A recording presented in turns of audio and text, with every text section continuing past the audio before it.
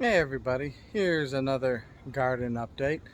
I was planning to plant the potatoes this weekend. It's the end of January, going right into February, and the potatoes, can typically be put in. However, this coming week, it looks like we're going to have a cold spell, and it looks like it may go down below 20s, maybe into the teens for 1 or 2 days, but we're gonna have maybe 2 or 3 days of some cold. Even though the potatoes are in the ground and they could probably be okay and kept warm, I think I'm not going to take a chance, and I'm going to push off the potatoes one more week. So that means the first weekend of February here in North Texas, I'll put those in when the temperatures are going to be into the 50s and a little bit warmer and nothing below freezing. So I don't want to take the chance. I was on the fence, but then when I saw the weather, it looked like it might be just a little too cold, and why take the risk and do all that work for nothing? So anyways, what I can show you though is how we're ready to prepare the soil, though I can at least do that. So what we have here is, like I've said before, I've got the raised beds back here that I'm going to put the potatoes in. But I want to boost up the soil a little bit more. So what I've done is gone to my local nursery here, and I want to put in some compost, want to put in some soil conditioner, and I got a couple different bags just to get a nice mix of stuff. But it's basically compost and soil amendments, and what this is going to have is, the micro organisms and micronutrients, and just something just a little bit more powerful than your standard garden soil from the big box stores, something like this, which is okay, but I just need a little bit more substance in there. Also too, it's probably not a bad idea to, since it's potatoes and it's a root, get a little bit of fertilizer in there. So I got some 5-10-5 fertilizer that I'll put in, and some garden lime for calcium. I'll put that in there just to give it a little extra oomph from the compost and the fertilizer. Then what I'll do here is I got mulch, and just like I've done in other parts of the garden, I put the mulch on top. That keeps the soil from drying out. It also adds probably a little warmth and temperature barrier for if it gets cold. But like I say, it just looks like it's going to get a bit more colder than I like. So I'm just not going to take the chance. One more week hopefully isn't going to make that big of a difference. So we'll do that, and we'll put that in. But I'll get the soil prepared, and then I'll use the rototiller here to mix it all up. And so let's do that. We can at least get the garden dirt and soil ready and mix, and let that kind of marinate. So let's put that in first. Okay, so I laid in the compost. Let's see if I can show a little of this with one hand. So I just want to kind of blend it in a little bit, mix it up with the garden soil. So I'm going to go ahead so I have two hands and I don't make a big mess. I'm going to go ahead and do this for both beds, try not to spill it out, and that way we'll have some dirt ready to go.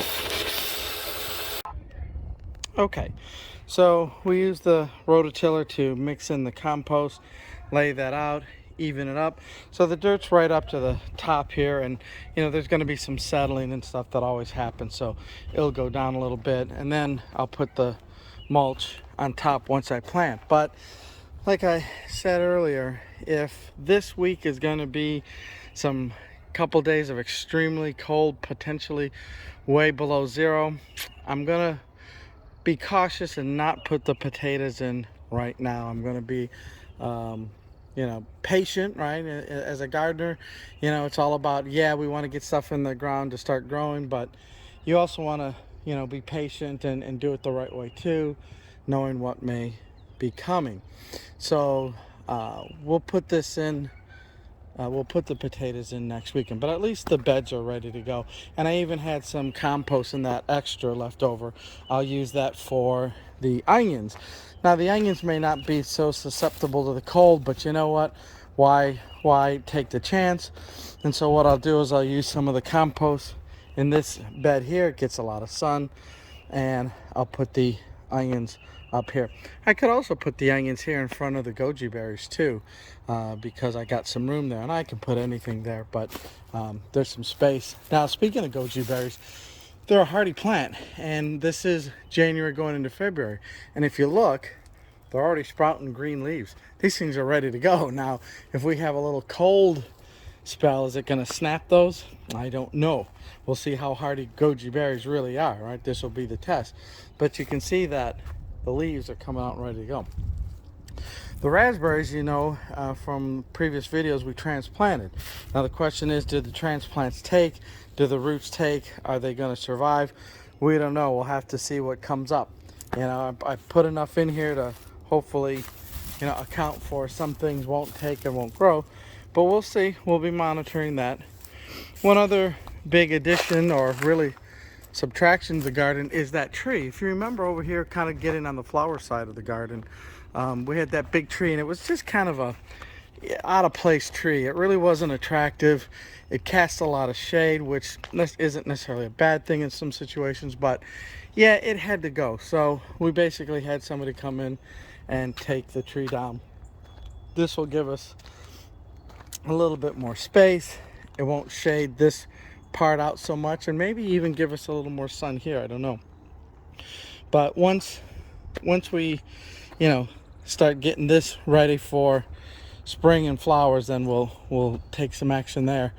But anyways, let's continue on with some of the things that I'm going to do. If not planting today, I can put my frames up over here on these beds. So I think we'll do some of that. So let's pause and get some more work done while we can. All right, a little bit more work here, and now this raised bed has the frames up, and now the second raised bed has the frames up too.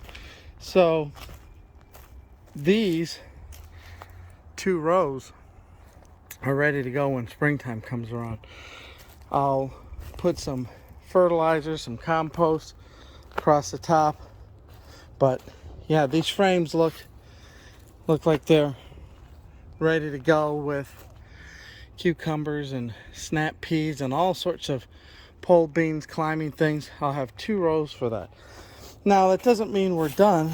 As you can see, these 2 frames were here with tomatoes and stuff like that I had, so I'm going to move them out. I could put, you know, and this is where there's so many options that you have. I could put another row here. I mean, the only space is this here where I got the trees, and I'm going to move them over there by the fence. But yeah, I'll have some room for some more frames up here, and then even this area here, once I clear this out, I could have some frames sticking out here. I don't know. You know, it's up in the air on how I want to design it. You kind of play as you go. So anyways, yeah, you know, we're getting ready.